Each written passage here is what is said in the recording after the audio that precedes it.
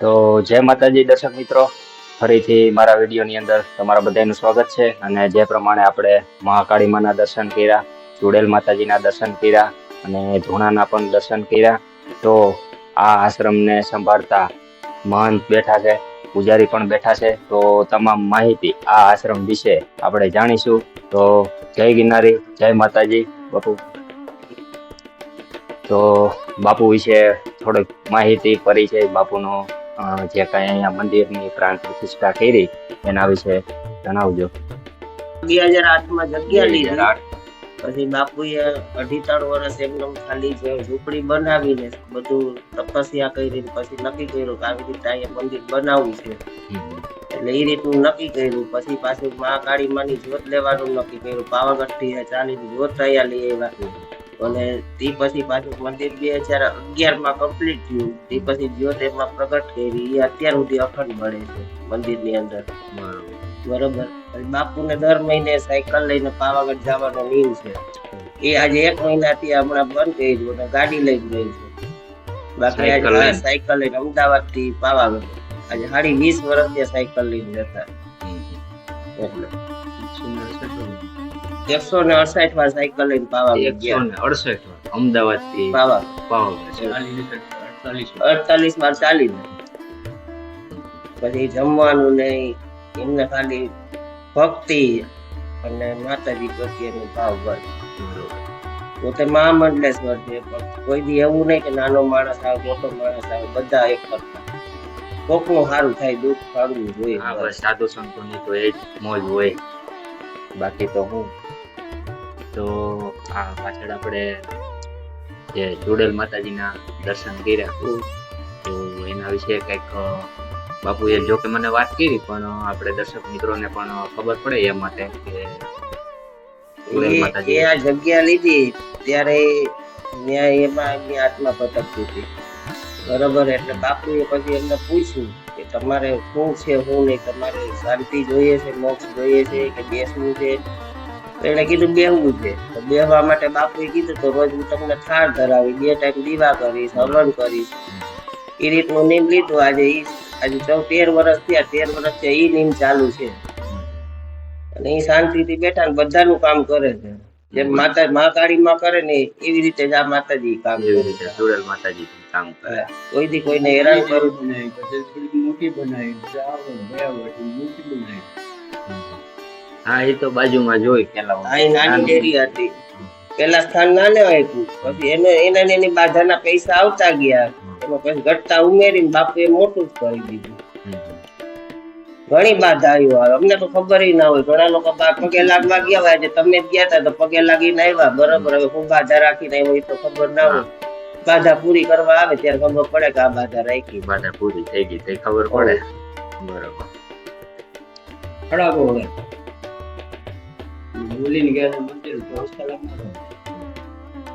બસ આપણે મારે વિડીયો બનાવવાનો સાચો ધ્યેય અને વધારે તો આપણી એ જ આશા હોય કે ક્યાં મંદિરે, ક્યાં દેવસ્થાને અને ક્યાં માણસોને, ક્યાં કોનું ભવિષ્ય સુધરવાનું હોય, ક્યાં દર્શન કરવાથી કોના નસીબ બદલવાના હોય એ કોઈને ખબર ન હોય. એ તો ગમે ત્યાં આશ્રમમાં કે મંદિરે જાય અને માથું ટેકાવે ત્યારે બધાને અલગ અલગ જગ્યાએથી પરચા અને એનું પરિવર્તન થતું હોય. એની ઈચ્છા હોય તો તમે અહીંયા સુધી એ એક ભાવ. બસ સાચી વસ્તુ. મેં તમને શું કીધું, હું વર્ષ દિવસ ત્યાં જોતો. બરોબર છે. અમારા પુરાપુરા બાપા અહીંયા 16 વદર જ છે, એટલે મારો રસ્તો જ છે. પણ વર્ષ દિવસ ત્યાં હું વિચાર કરતો હતો કે આ મહાકાળી માના આપણે એક દિવસ દર્શન કરવા છે, પણ ન આવી.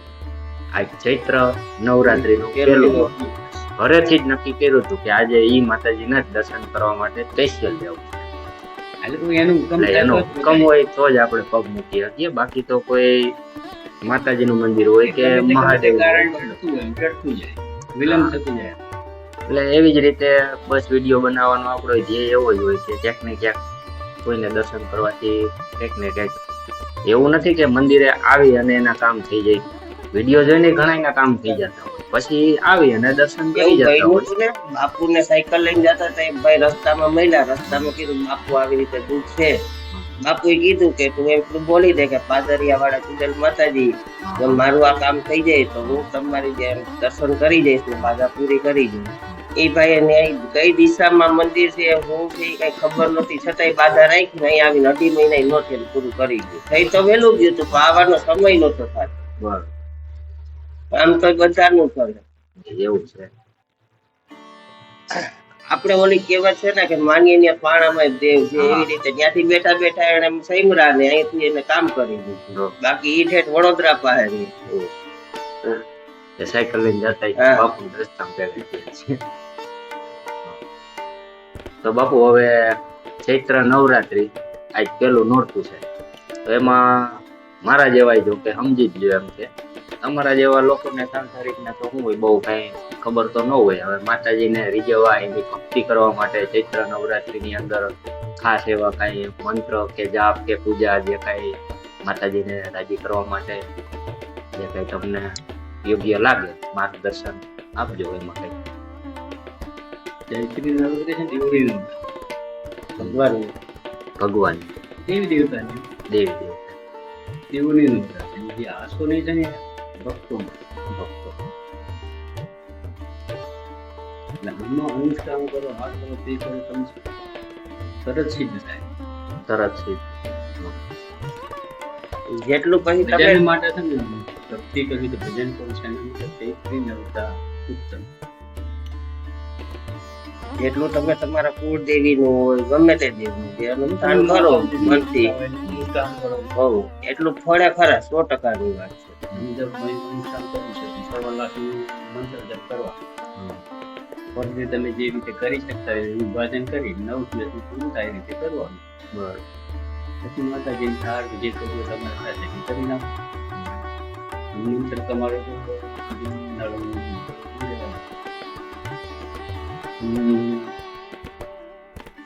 મૂળ મંત્રથી કરવું તો તે કરે, નરવણ મંત્રથી કરવું તો તે કરે, પછી માતાના મુસ્લિમ પર મંત્ર એના પરથી કરવું થઈ કરે. મંત્ર જેટલો નાનો લો ને એટલો ફાયદા, એટલો મોટો લો તો તમારે પૂરું નથી. બરાબર. નાનો હોય એમ એટલી બધી ચીજ પકડે. એટલે બીજ મંત્રથી જો તમે નુકસાન કરો જલ્દી સિદ્ધ થાય.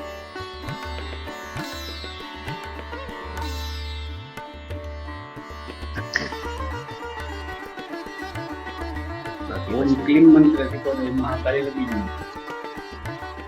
ઓમ ક્લીમ ઓમ ક્લીન ખાલી એટલું ઓમ ક્લીન એક મહાકાળી લગી જાય.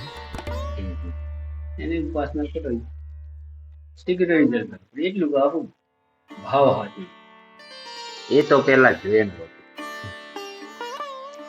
ભાવ વગર ભાવ વગર ભક્તિ તો ન કામ. ભાવ ભોજન અને ભક્તિ ભાવ કહેવત છે. ત્યાંથી બધું કોઈ તો બધું સફળ થાય. પછી આપણે કરી નાખ્યું પછી આપણે એમ કહીએ કે ફળ ન મળ્યું તો એમ ન મળે તો ભાવ આપણો કેવો છે ને એની ઉપર આધાર. આજે આપણે ગમે ત્યાં ગયા તો બાધા રાખીએ તો આપણને વિશ્વાસ ન હોય કે આપણને એમ થાય કે ઓલે આ બાધા રાખી ત્યાં કામ થયું હતું તો અહીંયા થાય કે નહીં થાય તો એટલે આપણો સાચો ભાવ હોવો જોઈએ. ભાવ વચ્ચે ભગવાન છે હાજર. ભગવાન તો બધાયના હૃદયમાં જ છે. અત્યારે તો નથી ઓળખતા ને ઓળખતા એટલે તો મંદિરે જવું પડે છે ને ભગવા જવું પડે. જવું જ ના પડે. તો અજ્ઞાનતાને દૂર કરવા માટે મંદિર બધું માથું ક્યાં ન મળે બીજા મંદિરે હા હજુ બેઠું છે અંદર એ પરમાત્મા જ છે ને. પરમાત્મા જ છે. આ ક્યાંય જવાની જરૂર તમે ખોટું કરતા તમને રોક જ છે પહેલા સુધી રોક છે કે ભાઈ આ ખોટું થાય છે. ના માનશે ને પરિણામ તમારે જ ભોગવવાનું. હા એ તો જે કોઈ મનુષ્ય જે કઈ કાર્ય કરતા હોય સારું કરે નરવું કરે અંદરથી તો અને એક વખત તો ચેતવી જ દેશે કે ભાઈ આ ખોટું થાય છે. ખોટું થાય છે. અંદર જે બેઠો છે તમને ચેતવો તો 100% ચેતવે. છતાં એના ઉપર વળે જાઓ એટલે ભોગવવાનું તમારે જ. એનું પરિણામ શું આવશે પછી તમારું ભોગવવાનું. ભગવાન ક્યાં છે એ તો મહત્વ નથી. ભગવાન તો હર પળ હર જગ્યાએ છે. ઝાડમાં જુઓ તો ભગવાન છે. એ એક જીવ જ છે ને. જીવ તો છે પણ અખંડ છે ને. આજે કેટલા વર્ષોથી ઉભા છે એક જગ્યાએ તપ કરે છે ને. એમની હોય છે એમની લાલસા શું છે એમને શું મેળવવું કઈ નહીં. છે એ વાત છે ને. કોઈ આવે તો પડછાયો દેવો આ છે તે છે એનું ફળ હોય તો ફળ ખાય ને પથ્થર મારો તો ફળ આપે છે. એટલી નમ્રતા આવવી જોઈએ ને જીવનમાં. એ ભાવ દર્શાવે છે કે તમે પથ્થર મારો તો તમને ફળ આપે છે. કોઈ ફળ આપે. એના પર મોલ આવે કે ઝાડ ઝૂકે છે, અને આપણી જોડે મોલ આવે ને તો આપણે ચગીએ. જપી. ઊંચો થઈ જાય. એટલું તમારા પર મોટી વ્યક્તિ થાવ એટલી નમ્રતા આવવી જોઈએ. બતાવે. નમ્રતા જેટલા ઝુકાવો ને એટલું જ માન સન્માન વધે. એકડ રહો એટલું પડે. સીધું અને સરળ બનવામાં જ મજા આવે. બહુ ઊંચું અને અભિમાની બનવું તો નકામું જ છે ને બાપુ. હવે રાજા રાવણનો ગુનો ગઈ હા, નો જ રહીએ ને. ન તો તારે કરી શકતો નતો કરી શકતો. બધુંય કરી શકે એમ. છતાં એનું અભિમાન એને છેલ્લે ખેંચી ગયું. ખેંચી લીધું. કઈ અજ્ઞાની હતું એવું નતું. હા, આગ વિદ્વાન હતું, તો જ્ઞાની હતું, બધું જ જાણતું હતું. કોઈ વસ્તુની કમી નહોતી. બસ આ એક વસ્તુ જ એને નડી ગઈ, અભિમાન. એમાં એને એની દ્રષ્ટિએ તો સાચું જ હતું. કેમ કે એને નક્કી કરી લીધું કે મારા બધા કુળનો છે ને ઉદ્ધાર કરી નાખું. વનનાથે મોત ક્યાં. બરાબર. હા, એ વાત છે. નકર તો ભગવાન એને જો મારે જ નહીં. જો વ્યવસ્થિત રીતે એનો ભગત બને, ભગતને તો કોઈ મારે નહીં. વગર કારણે કોઈ મારે એટલે એને એમના આખા કુળનો ઉદ્ધાર કરી નાખ્યો. એ તો મળ્યો મેં પહેલા બધાને વધારી નાખાય. જાઓ તમે મત છૂટો, હું આવું પાછળ. બધાને છેલ્લે. જ્ઞાની હતો, બધું સમજતો હતો. પ્રત્યેક દુનિયાને એવું દેખાય છે કે સીતા લઈ ગયા. સીતા અગ્નિ છે, લઈ ગઈ. અગ્નિ અગ્નિમાં કોણ હાથ નાખે? એટલે તો રામે સીતાને અગ્નિને સોંપ્યા. પછી છાયા રૂપે ગયા હતા. છાયાના એ સ્પર્શ કરે જોડાવાની એમને સીધો હાથે એમને મરી જતા હતા. એટલે તો પાછા વળતા હતા. અગ્નિમાંથી સીતાજીને પાછા લીધા. ના કીધું રામે અગ્નિ પરીક્ષા લીધી. અગ્નિ પરીક્ષા ને લઈ અગ્નિને સોંપેલા હતા. છાયા રૂપે સીતા ગયા હતા. સ્વયં સીતા નથી ગયા. સ્વયં સીતા ગયા તો રાવણ થાય હું. સીતાજી તો ન્યા જ હતા અને અગ્નિને દેવને સોંપ્યા હતા. દીકરીને સંભાળો હતા. અને જેમની છાયા હતી, છાયા જ ખાલી ગઈ હતી લંકામાં. સ્વયં સીતાજી નથી ગયા. સીતાજીની આંખે શું લાગે છે? સ્પર્શ નથી કરી શકતા. એટલું બધું ગમે તેવું જગદંબા બધાએ માતાજીના જ એક ઉપર છે ને ભજવેલા. એ બધું મનુષ્ય અવતારને એક શીખ આપવા માટે થઈને જ. જો કે આપણે તો સમજીએ તો બધું એવું છે નથી. આરતી મેં આવશે ને દસમે 10 રામે રામ રમાડે, રાવણ રોડે મારે રોડે. મારે કોને નક્કી નથી થતું? માએ માર્યો કે રામે માર્યો? એ નક્કી નથી થતું. હા ને તે આરતીમાં ગઈ પંક્તિમાં કેમ આવ્યું? રામને રાવણ રોડે માર્યો કેમ? આરતીમાં આવે છે દસમી 10.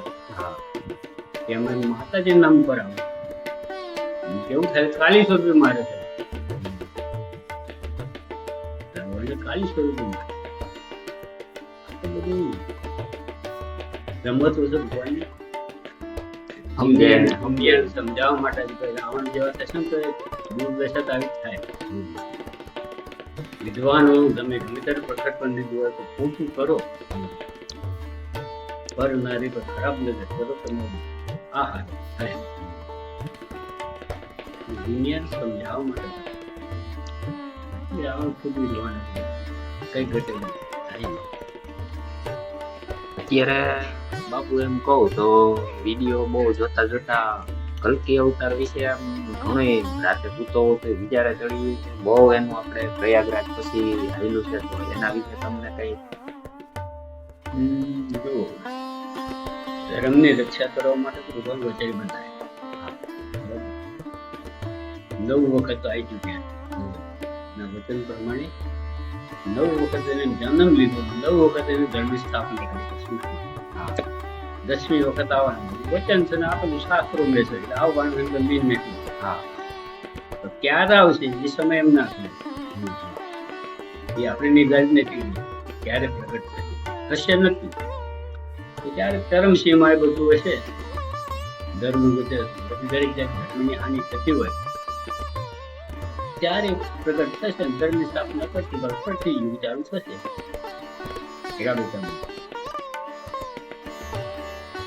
કલયુગના તો 4,36,000 કંઈક વર્ષ કલયુગના, ખાલી 55 વર્ષ જેવું હશે. પાંડવોને જે કેટલા વર્ષ થયા? કૃષ્ણ ભગવાન જન્મ થયો કેટલા 5 વર્ષ થયા, 5,000 55 વર્ષ. તો જાજા હોય. મળે હળગાવ વાગ્યા પાંડવ. જે કળિયુગનો પ્રભાવ ચાલુ છે, જમવા બેઠા ત્યારે એમાં ભોજન થાળમાં માથ બેઠ એટલે ત્યાં પડતું મૂક્યું. હવે કળિયુગ આવી ગયું પછી એમણે દેહ છોડ્યા, હિમાલય જાય. કૃષ્ણ ભગવાન એ દેહ છોડી દીધો. તો હજી જાજા વર આમને ઝાંકવાનું. અરે આ શું ખબર આપણે કેટલી વખત આવી જતા રહેતો બની. આમાં તો સમજી લે, જ્યારે પાપ વધે ત્યારે એનું તો નક્કી નથી ક્યારે હું આવવાનો, આવશે ખરા એટલે પાપ વધે એમ આ વેલાય આવી હતી. અત્યારે કઈ ઓછા તો એ તો નથી. આ તો સમજી લો આપણે આયુષ્ય વખત ઘટતા જાય. ધર્મ વિરુદ્ધ ઉપર ખાસ કરીને અત્યારે જો કેવા કેવા લોકો પ્રહાર કરે. આ છે ને તો માણસો ઉપર તો થતા જ હતા. અનસંત બોલે છે ધર્મ. એ વિષય ઉપર આપણે જો કે કોઈ દી વિરોધ થાય એવો વિડીયો આપણે કોઈ દી બનાવતા જ નથી. જો કે તો આમાં વિરોધ કરવાનો આવતો જ નથી, પણ તમે શેના આધાર પર વિરોધ કરો છો એમ તો કહો. હા આપણે કોઈ એવો આ છે જ નહીં પ્રશ્ન, પણ અત્યારે જે અત્યારે સ્વામી લોકોનું હાલે છે, પ્રશ્ન નથી ને આ નથી ને આ ખોટા વિચાર તો કરો. જલારામ બાપાનું કંઈક જુદું ગાર્ડન હા. હનુમાનજી મહારાજના પગ દબાવડાવતા હતા. બોલ. તો તેમને શું કહ્યું? હા કળિયુગ અને એ પાછો હિન્દુ જ. હા એ પાછા હિન્દુ. હિન્દુ એ ખરેખર સાધુ.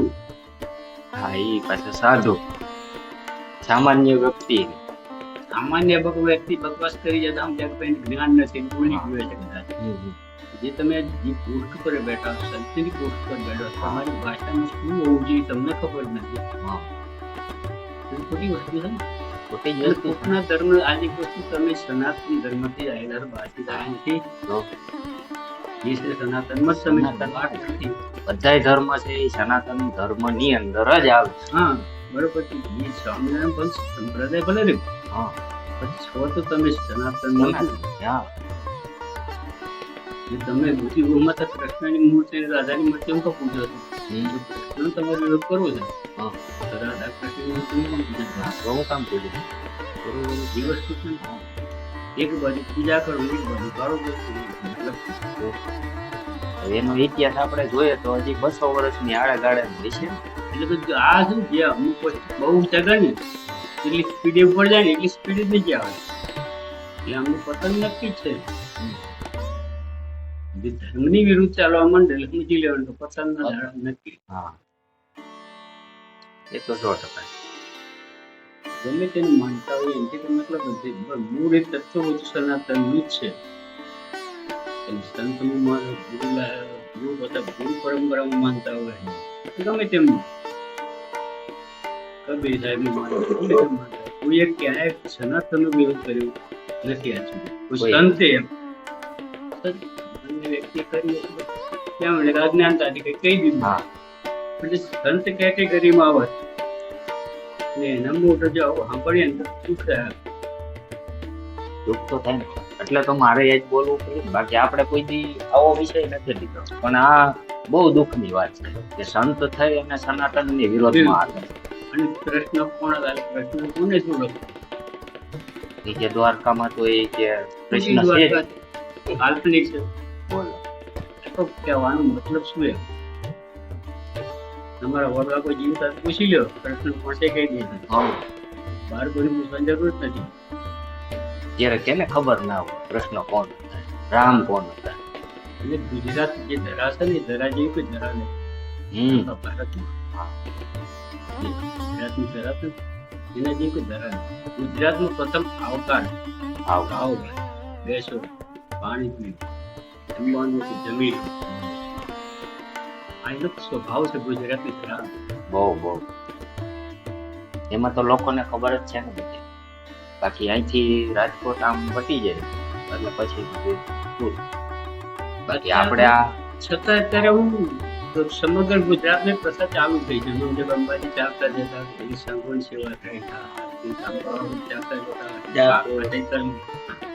તો એમની સેવા થાય છે. તારે વ્યવસ્થા દવા દારૂ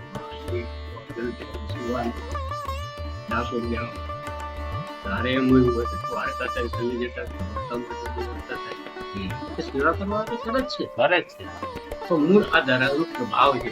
ખવડાવવું ને ખવડાવીને રાજી.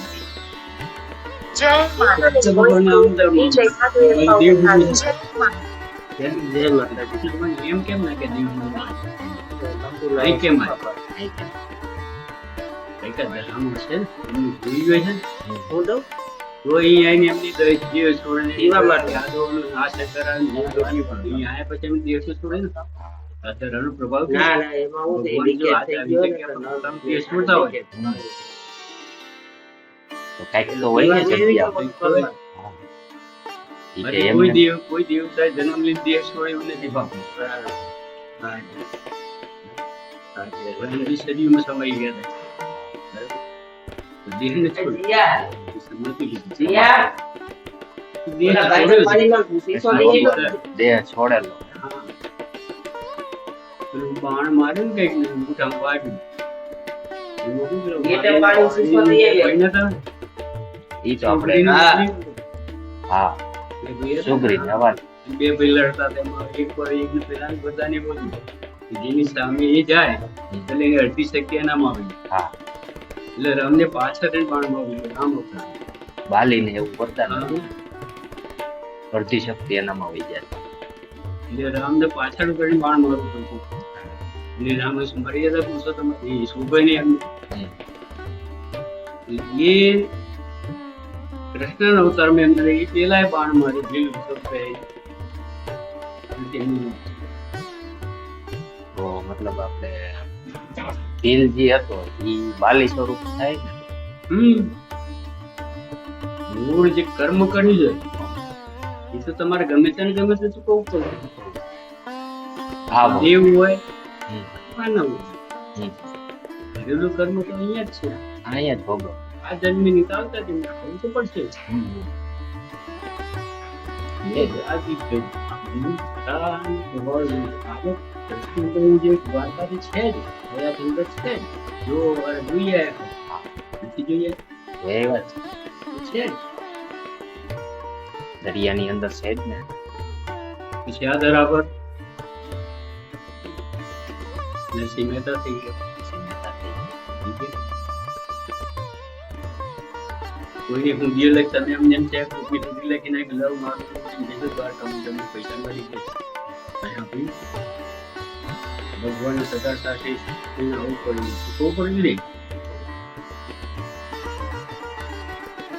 ગુજરાત બારે કોઈને બતાવો કોઈ ડૂબી લખીને ક્યાંય સ્વીકારી નહીં. એ તો ગુજરાતમાં જ બને. ધરાનો પ્રભાવ એમની દીકરી કોઈ ભગવાન મામલા ક્યાંય પીડાવું બતાવો ત્યાં ધરાવ પડે તો ભગવાન એમની દીકરીના મામેરા પડ્યા છે ને. હા અને છેલ્લે મહિના ટાણા માટે કે અમારી દીકરી રહી ગઈ અમારો દીકરો રહી ગયું ઉપરથી છૂટા નાખ્યા હતા તો જે રહી ગયા આમાંથી લઈ લીધી. ભગવાને જે અહીં કરી છે ને એ બીજી ધરામાં નથી કર્યું. અહીંયા એનો ભાવ અને એનો ભાવ અલગ જ એમ. ધરાનો પ્રભાવ છે. મૂળ કહેવાનો મતલબ અહીંયા ટુકડો છે કોક આવે ને આવકાર છે ભૂખે અને સુવાની વ્યવસ્થા થાય જમવાની વ્યવસ્થાથી આ ધરાવ પડે ગુજરાતી ધરાવ. તમે અડધી રાત્રે નીકળ્યા હોય ક્યાં ગામના ઓટલે બેઠા હો ફોન આવ્યો તો તમને કોઈ મેં કાંઈ કે પૂછે શું છે? ભાઈ ક્યાં જવું મારા છે? બેનને કહે છે એટલે દ્વારકા જવું છે. જાતું જઈએ જમ્યા તમે નથી જતા. મારા ભાઈનો નંબર નો જમી લો ચાલો. ધરાર આરામ લઈ જાય. કરવાનું છે જા કરી. આ અવકાશ ગુજરાતની ધરાવ ગુજરાત છોડીને બહાર જાવ એટલે તમને ખબર પડશે હમ.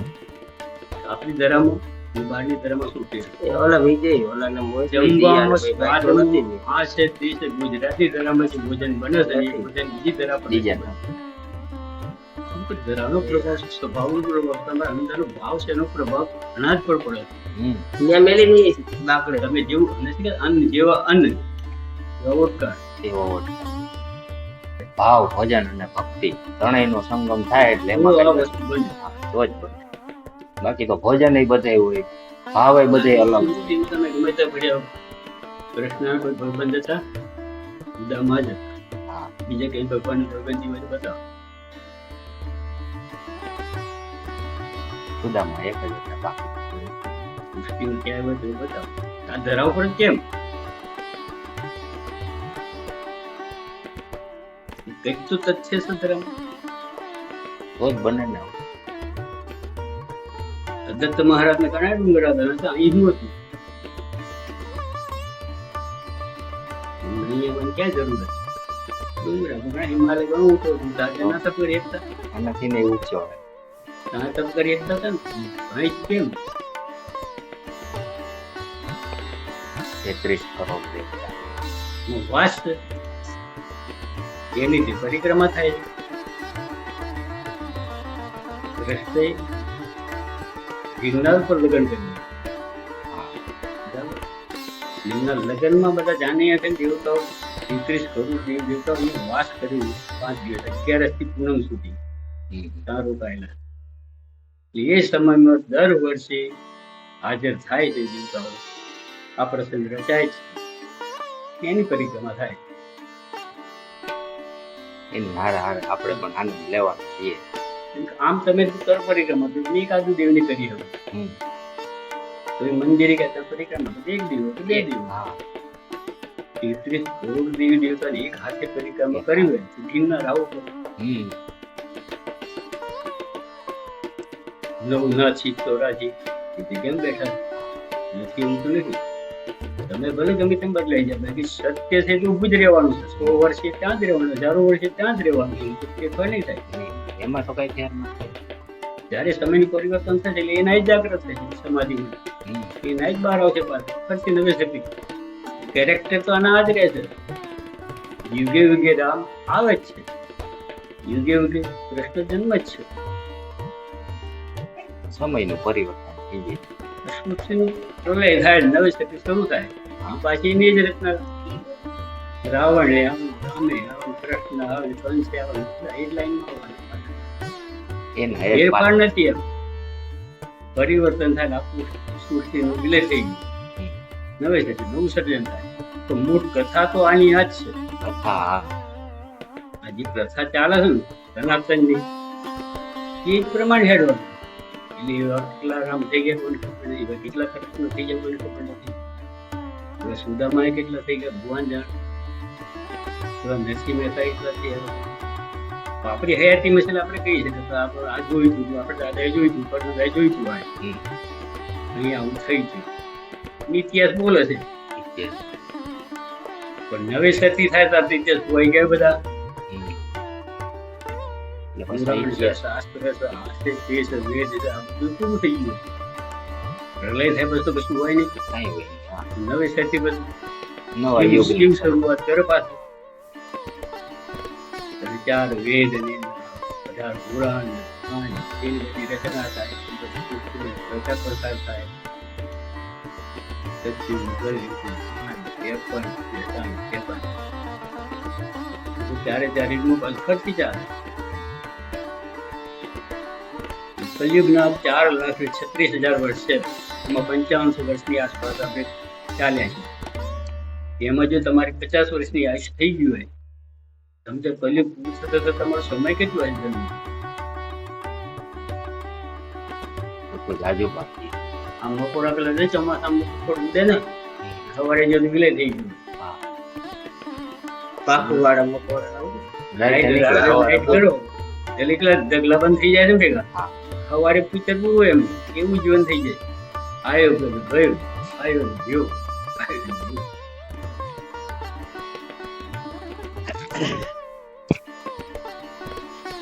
તો મિત્રો આવો પરિચય અને આવા સંતોની મોજ છે તો જરૂરથી દર્શને આવજો એવી મારી ઈચ્છા. અત્યારે ઘણા ભાવિ ભક્તો આવેલા છે તો આપણે એને ડિસ્ટર્બ નહીં કરશું અને બાપુ સાથે એને પણ સત્સંગનો મોકો આપશું. તો બધાને મારા જય માતાજી, જય શ્રી કૃષ્ણ, જય ગિરનારી.